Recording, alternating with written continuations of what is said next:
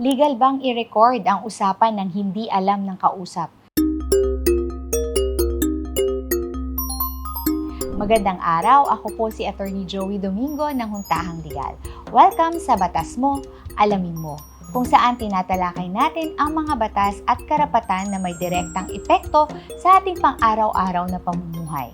Simulan na po natin. Ang tanong po ng bayan, legal bang i-record ang usapan ng hindi alam ng kausap? Ito ang sitwasyon. Halimbawa, ay kausap kita ng personal o sa telepono at may pinag-uusapan tayo na dapat ay sa pagitan lamang nating dalawa. Maaari ko ba itong i-record nang hindi ko sinasabi sa iyo? Ito po ang batas at ang sinasaad nito. Bawal po ito ayon sa ating Anti-Wiretapping Law or Republic Act 4200. Layunin ng batas na pangalagaan ang privacy ng bawat individual. Kasama na dito yung kanilang pribadong mga usapan. Means and tools of recording. Halimbawa, tayo ay nag-uusap, whether personal o sa telepono. Ginamit ko ang aking telepono o kahit na anong recording device para i-record yung ating pag-uusap, bawal po yun.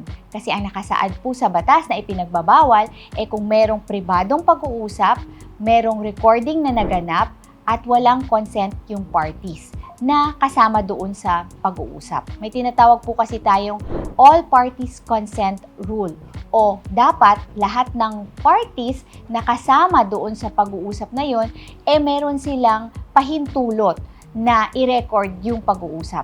Kung isa man doon sa kanila walang pahintulot, saklaw po siya ng ipinagbabawal ng batas. Kailan dapat maging maingat?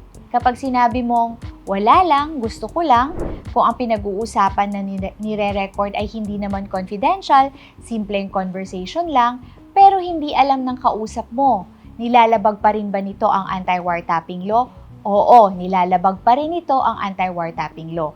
Ang elements na nakasaad sa batas ay merong pag-uusap, ito ay pribado, ito ay ni-record, at pangatlo ay walang consent ng mga parties sa pag-uusap. Kailan maaaring gamitin na ebidensya ang isang video o audio recording? Kapag merong court order, kailangan merong order galing sa korte na pwedeng gamitin ang isang video or audio recording bilang ebidensya. Kinakailangan bang kumonsulta sa abogado kung nabiktima ng ganitong uri ng gawain? Ina-advise natin na kumonsulta ng abogado kasi may mga circumstances na nakapalibot sa mga ganitong pangyayari na kailangang ikonsulta sa abogado para mabigyan kayo ng tamang legal advice. Sa pagtatapos ng ating paksa, ito po ang mga paalala o mga dapat nating tandaan. Hindi lahat ng recording, video, and audio ay legal. Mahalaga ang konteksto ng bawat sitwasyon. Ang private communication ay private, kaya protektado ito ng batas. Ngayong alam na natin ang mga kinakailangang impormasyon tungkol sa batas na nagbabawal sa pagre-record ng pribadong usapan nang hindi alam ng kausap, sana naman po ay hindi natin ito gawin o mabiktima ng ganitong gawain.